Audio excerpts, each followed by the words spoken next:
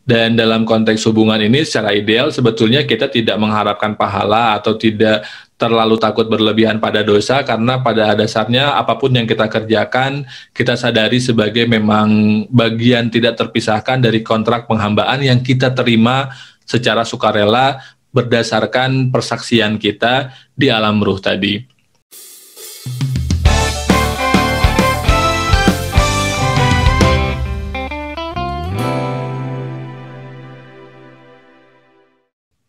Assalamualaikum warahmatullahi wabarakatuh. Kembali lagi di Telaah Tematik Selasa, dan di episode kali ini kita akan melanjutkan obrolan kita mengenai proses untuk mengakrabi dan memeluk Allah Subhanahu wa Ta'ala.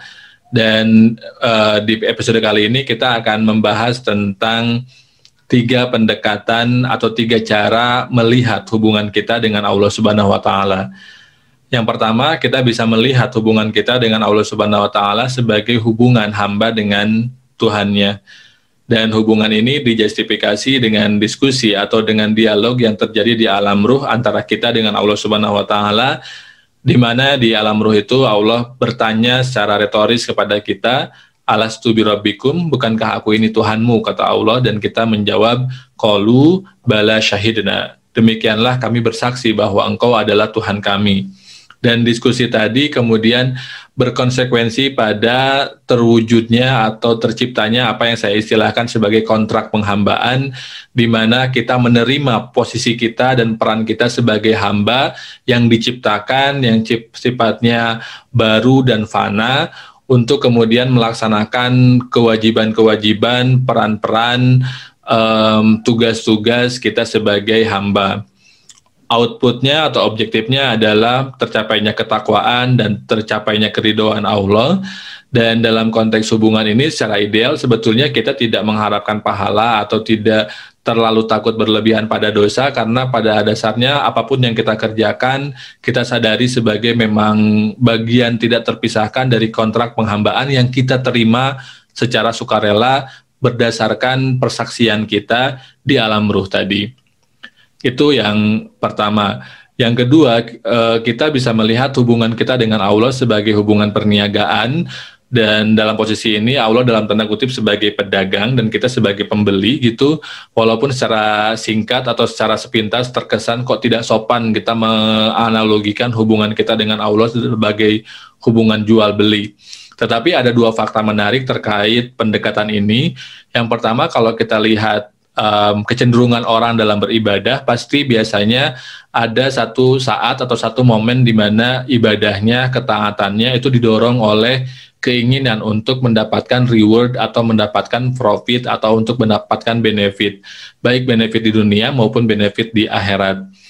Misalkan ambil contoh yang sering saya juga ceritakan ke teman-teman adalah di mana anak-anak SMA yang mau UN, biasanya mereka tiba-tiba jadi soleh.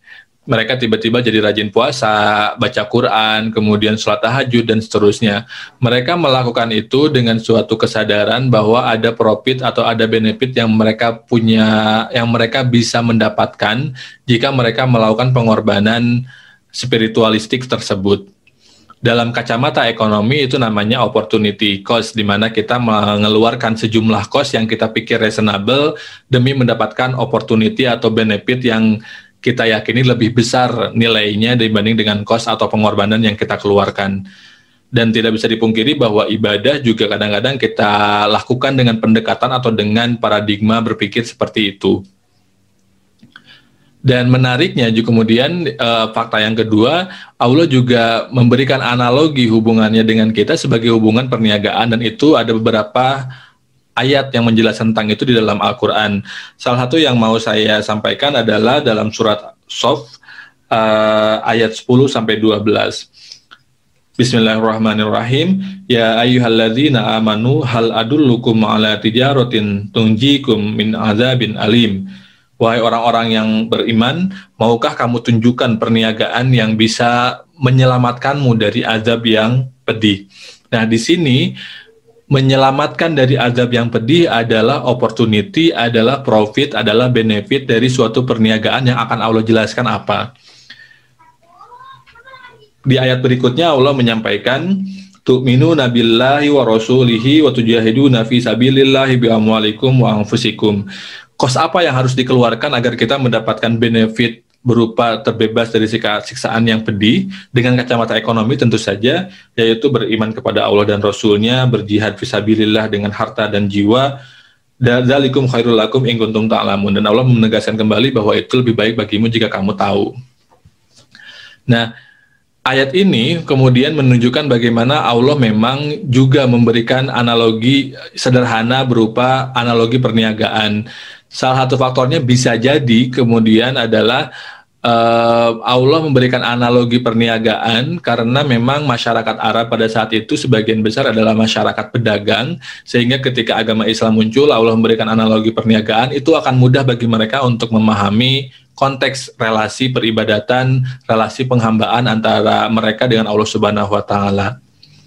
Nah, dalam relasi perniagaan ini kemudian ada pahala dan ada dosa, ada surga dan ada neraka sebagai instrumen tidak terlepaskan. Karena ketika kita berbicara perniagaan, kita berbicara soal untung rugi, soal benefit dan loss, kayak gitu.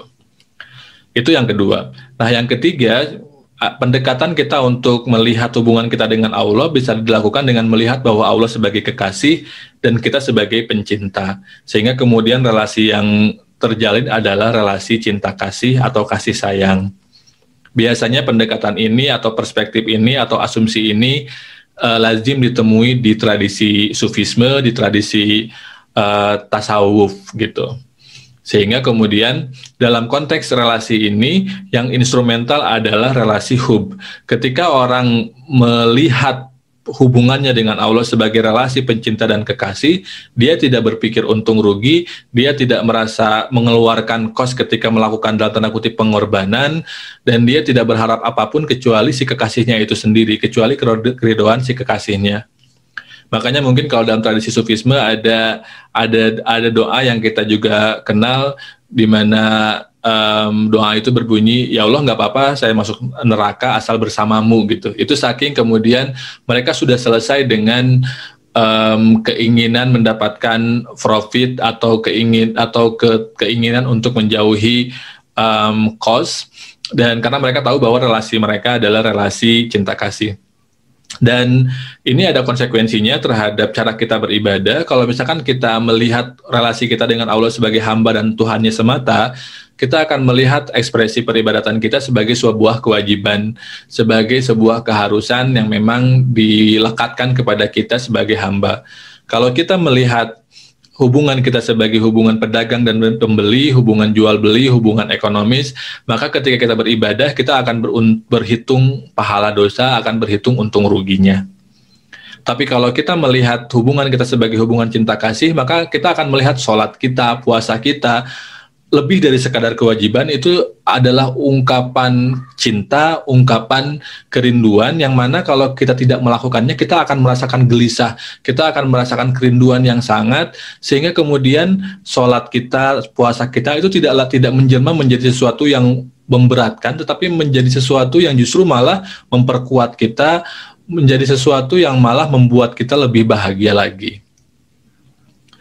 Tentu saja tidak ada pendekatan yang total keliru 100%, dan kita juga tidak dianjurkan untuk memilih hanya salah satu, karena bisa jadi sebetulnya dalam proses dialektika kita beribadah kepada Allah, baik mahdoh maupun ghairu mahdoh, ketiga pendekatan ini bisa kadang-kadang masuk ke dalam diri kita dan menjadi pendorong bagi kita dalam melakukan suatu ketaatan gitu.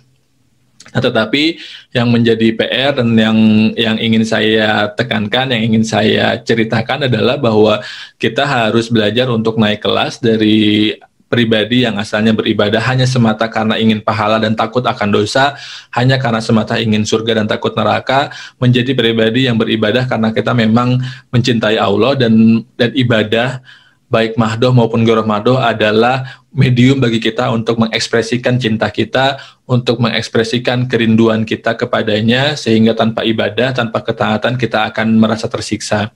Dan Allah menjelaskan dalam konteks relasinya dengan kita sebagai relasi cinta kasih.